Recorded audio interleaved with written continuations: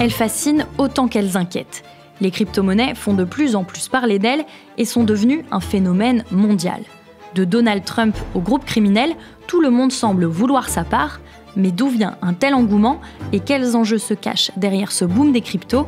Je suis Charlotte Baris et vous écoutez La ruée vers les cryptos, une série originale de La Loupe, le podcast quotidien de l'Express, épisode 4, comment la finance traditionnelle s'adapte. Chers auditeurs, pour commencer cet épisode, je vous propose de revenir 17 ans en arrière. Nous sommes alors en 2008. À l'image des autres bourses mondiales, Paris a plongé au fil des heures.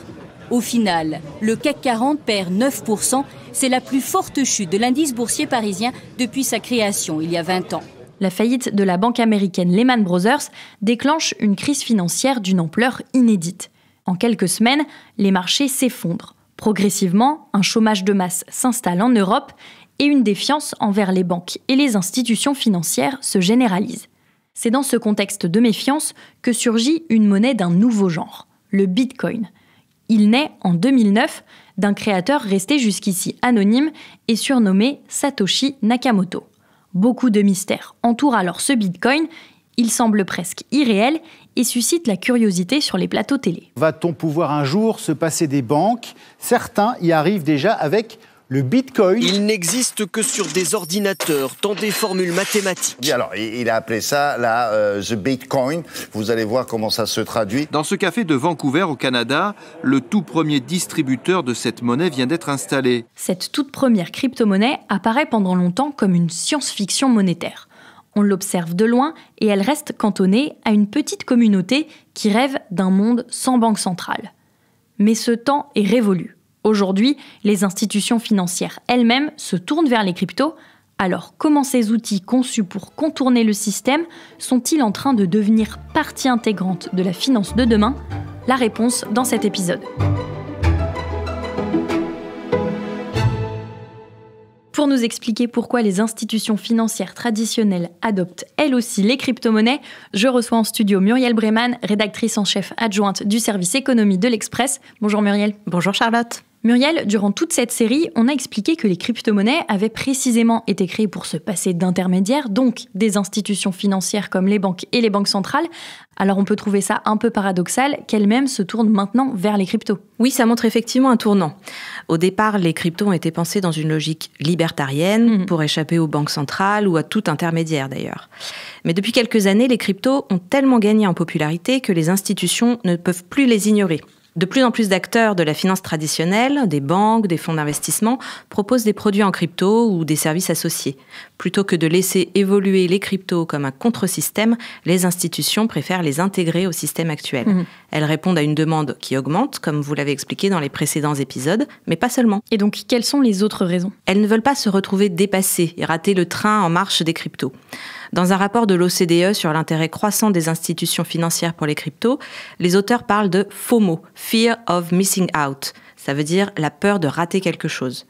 Les établissements financiers répondent à une demande de plus en plus pressante de leur clientèle, attirée par la progression du cours du Bitcoin notamment. Surtout que, comme l'explique le rapport, on était dans un environnement de taux d'intérêt bas ces dernières années et d'inflation.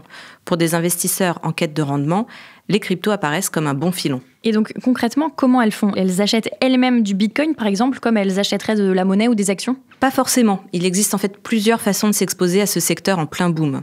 Par exemple, en investissant au capital des entreprises de l'univers crypto, comme les sociétés de minage ou les plateformes de paiement. Dernièrement, ce sont surtout les ETF crypto qui sont populaires.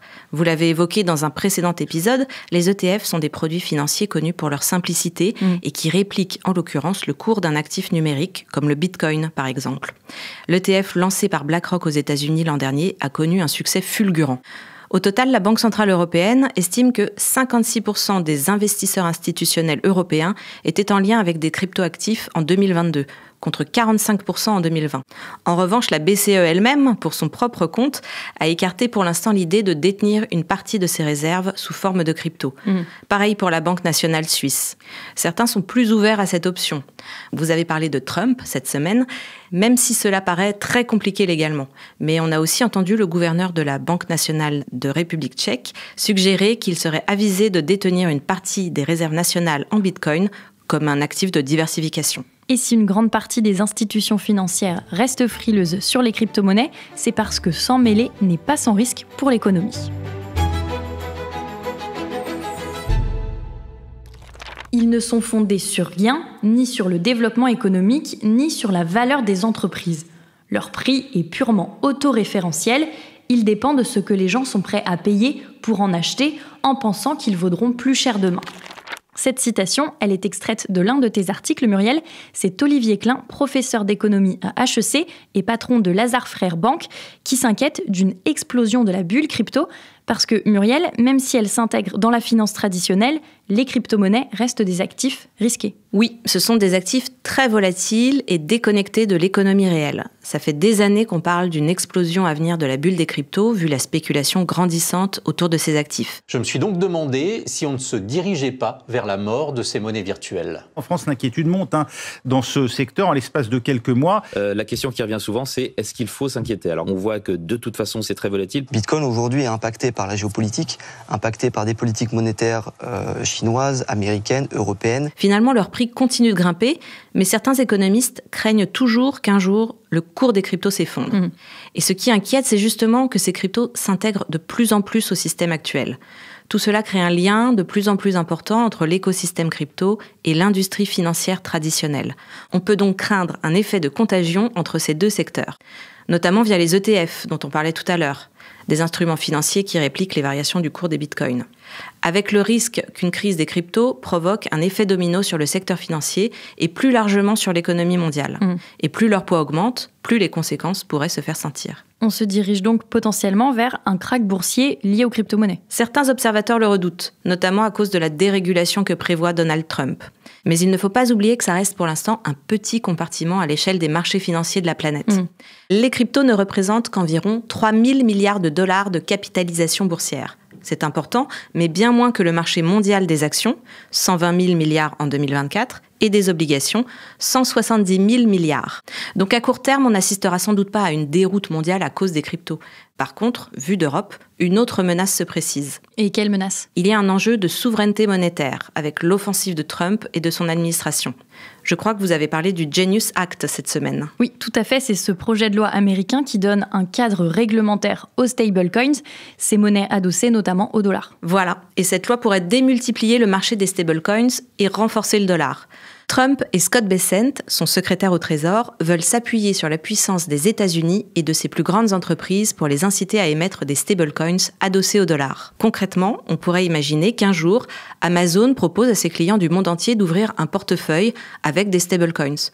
Ce projet de dollarisation de la planète passerait alors à une très grande échelle en très peu de temps. Mélanger l'écosystème des crypto-monnaies au système financier traditionnel n'est donc pas anodin, et pour se prémunir des risques, les institutions financières s'organisent. Nous devons accélérer et travailler avec les parties prenantes, à savoir le Parlement européen, le Conseil et la Commission, pour que nous puissions faire de cet euro numérique une réalité. La date limite pour nous est octobre prochain. Je pense que c'est d'une importance cruciale. Le 6 mars dernier, Christine Lagarde, la présidente de la Banque centrale européenne, faisait cette annonce remarquée au sujet de l'euro numérique. Muriel, est-ce que tu peux nous définir ce que c'est ? Est-ce que c'est une forme de crypto-monnaie ? Alors non, il ne faut pas confondre les deux. Par contre, monnaie numérique et crypto-monnaie reposent sur la même technologie, à savoir la blockchain. Mais si la BCE lançait l'euro numérique, ce serait une monnaie émise et garantie par une banque centrale, avec une valeur stable et qui pourrait vraiment être utilisée comme moyen de paiement. L'équivalent de nos pièces et billets, mais dans l'espace numérique. Une véritable monnaie, en somme, contrairement aux cryptoactifs qui fonctionnent sans intermédiaire et qui sont davantage des actifs sur lesquels on spécule que réellement des monnaies. Je range donc cette définition d'une monnaie numérique dans notre armoire. Mais alors Muriel, pourquoi la BCE veut lancer cet euro numérique ? La BCE veut répondre à cette demande des Européens de pouvoir réaliser des paiements avec une monnaie numérique sûre. Elle veut rester dans le coup, ne pas avoir l'air dépassée par ces innovations technologiques. C'est aussi une façon pour l'Europe de garder la main plutôt que de laisser trop de place aux stablecoins adossés sur le dollar, donc au dollar. Il y a clairement un enjeu de souveraineté monétaire. Pourtant, ces stablecoins, on l'a dit durant cette série, ont au moins l'avantage d'être moins volatiles. C'est vrai, ces stablecoins sont moins risqués, en théorie du moins. En réalité, le problème qu'ils posent, c'est le sujet de la disponibilité de la réserve de la monnaie sur laquelle ils sont adossés.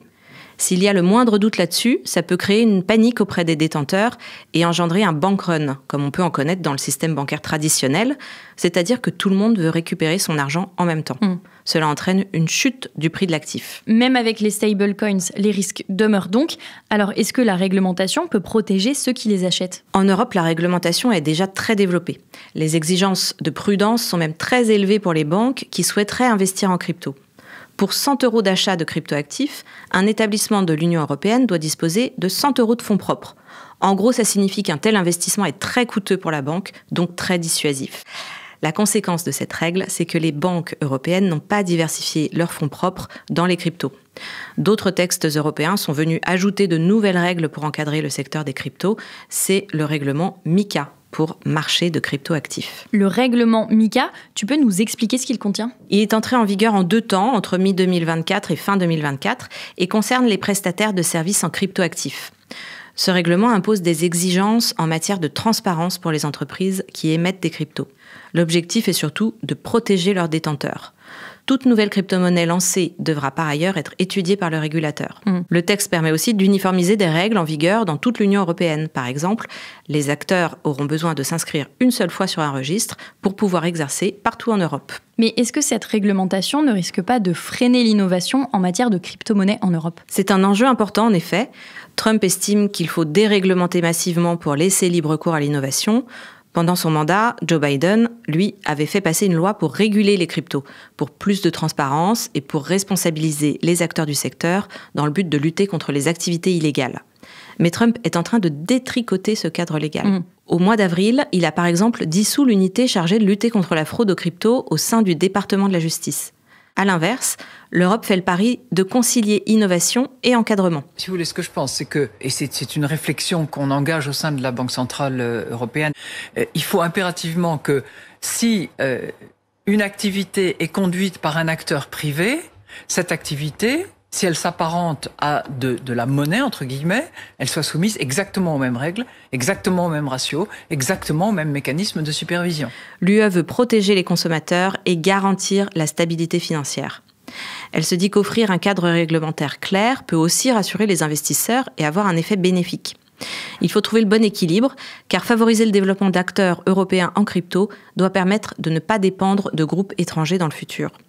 Ces groupes américains risquent d'être plus difficiles à réguler en Europe et ils pourraient récupérer des données de clients européens. Réglementer sans freiner l'innovation, c'est un défi de taille qui attend l'Europe et on suivra ça de près avec toi Muriel. Merci pour ton éclairage. À bientôt. C'est la fin de cette série sur la ruée vers les crypto-monnaies. Si ces épisodes vous ont plu, n'hésitez pas à en parler autour de vous, chers auditeurs. Ça nous aide beaucoup. Vous pouvez aussi nous laisser des étoiles ou des commentaires sur votre plateforme d'écoute, par exemple Spotify ou Castbox. Pensez aussi à vous abonner pour ne pas rater les prochains podcasts de La Loupe. La ruée vers les cryptos est une série originale de La Loupe, le podcast quotidien de l'Express, réalisé par Jules Cros et Sébastien Salis. Et on vous donne rendez-vous demain pour passer à La Loupe une actualité de la semaine.